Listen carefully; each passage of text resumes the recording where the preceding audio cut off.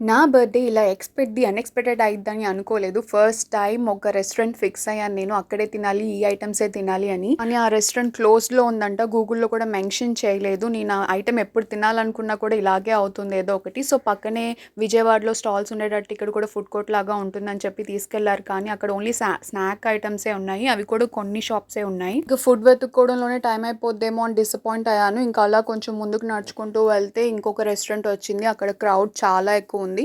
ఇంకా ముందు కూడా ఉన్నాయంట. సో, ఎటు వెళ్ళాలి అని ఆలోచిస్తూ రోడ్ మీదే చాలా సేపు వెయిట్ చేశాము. ఈలోపు మా అబ్బాయి నిద్రపోయాడు.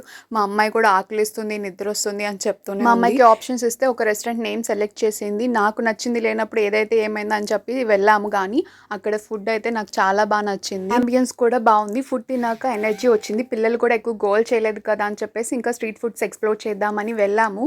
అప్పటికి టమ్మీ ఫుల్‌గా ఉంది కదా! ఇంకా ఏం తినలేము తినే ఐటెమ్స్ అయితే. తాగడానికి ఏమైనా చూద్దామని వెళ్ళాము. మెట్రో పక్కనే ఇది కనిపించింది. అమ్మాయి అయితే వాఫిల్ తీసుకుంది. నేను డ్రై ఫ్రూట్ మిల్క్ షేక్ తీసుకున్నాను. అవి ఫినిష్ చేసేసి మెట్రో పక్కనే ఉంది కదా అని చెప్పి ఇంటికి మెట్రోలోనే స్టార్ట్ అయిపోయాము. సో, ఒకటి అనుకుంటే ఒకటి అయింది. అయినా కూడా నేను మా ఫ్యామిలీతో బాగా ఎంజాయ్ చేశాను.